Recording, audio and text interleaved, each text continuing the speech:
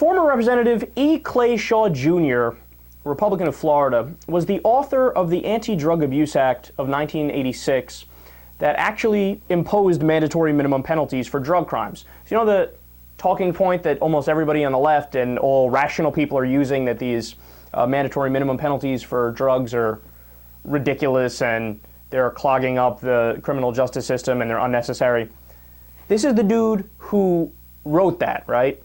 Well, he's causing a little bit of a stir because he just said during an Al Jazeera interview that Congress, quote, may have overreacted in passing his law.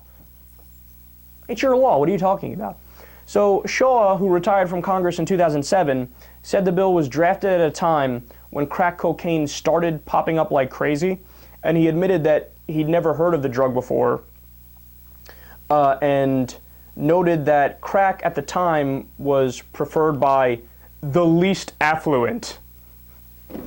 I love the way they frame things like this. Could they be more condescending? He said, quote, it's like welfare reform. We looked at it as a rescue mission, not as a source of punishment.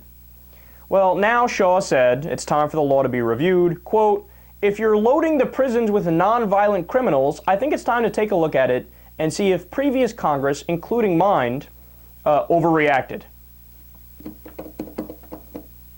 You don't say, you dumb fuck. I love how all the guys like Representative Sensenbrenner, who wrote the Patriot Act, he's also like the second that all the NSA information broke and all the different programs that are vastly collecting information, he was like, oh goodness, well that's not what this was for. Well, maybe you should have made it more clear when you passed the fucking Patriot Act, you dumb shit.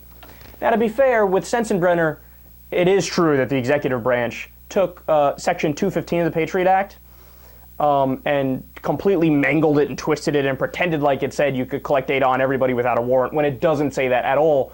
The original court cases about it, they asked the question, is it too expansive for the government to look at your library records?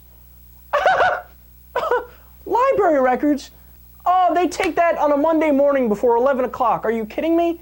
They emails, text messages, everything you do on the internet, phone calls, everything they're tracking now. And Sensenbrenner was like, yeah, I thought taking the library information was too much.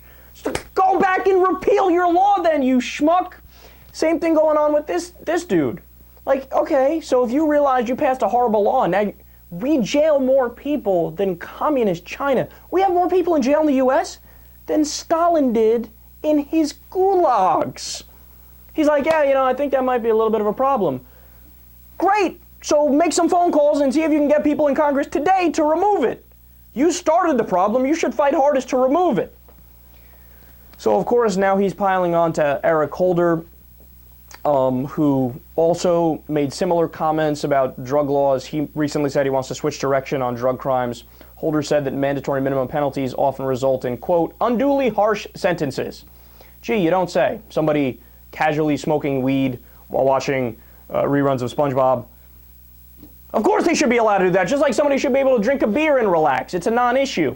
He continues, quote, when applied indiscriminately, they do not serve public safety. They and some of the enforcement priorities we have set have had a destabilizing effect on particular communities, largely poor and of color. And applied inappropriately, they are ultimately counterproductive. So now we have the Justice Department saying, bad idea. We had President Obama, who campaigned on the fact that this is a bad idea. We have the people who wrote the laws for mandatory minimums going, yeah, bad idea.